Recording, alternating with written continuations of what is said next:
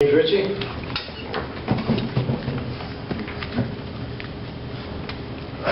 I warned you last month you'd see a lot more of me, and here I am again. My name is James Ritchie, 27 Matilda Drive, Bristol, Connecticut. I'm going back to Renaissance. We got to kill this project. I've watched some of the videotape that we've had about these meetings to get caught up on this issue. How come our bond rating agencies all have a problem with the Bristol demographics in support of this project?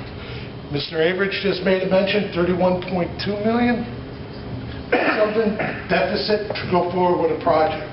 We have a bad return on investment. Nobody can do bad return on investments to go out and build projects. This project is. Mr. Brown, you even once stated on one of the videotapes that this low-end housing complex could have potential ex-prisoners who no longer under parole or in the prison system. So we're going to be moving in ex-convicts into the city with no support system from the city to help them move into a halfway house and become productive citizens.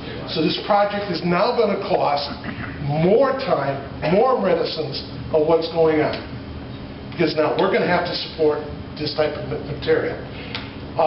Bristol branding. I watched a little bit on that. Bristol does have some branding. It is a commuter town, and I can prove to that. I've lived in Bristol my entire life, over 60 years, and I've had to travel all the way down to Trumbull to get work that can afford my family to live here.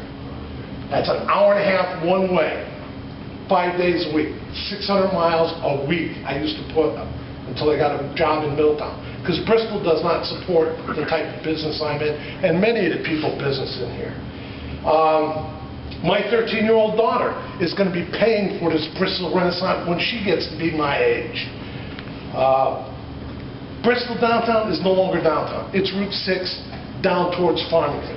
That's the center of town, because that's where everybody goes. Nobody comes down here. And we got to really wonder who's going to benefit from this project. And certainly not the citizens of this town. They're talking about wanting to generate us, give them $6 million to help them with this project. I think we should take that $6 million and give it so the cafeteria workers can still be working instead of paying for outside interest to do it. As a matter of fact, my wife used to work for another town that went outsourcing. This past year, the whole management team got thrown out. They didn't bother to investigate the fraud and theft that was going on in that Chartwell group. Okay? So I think we have better things that we can spend the money to than to provide corporate welfare for a developer who wants to come in here and make this thing and can't even come up with plans on deadlines. Thank you very much.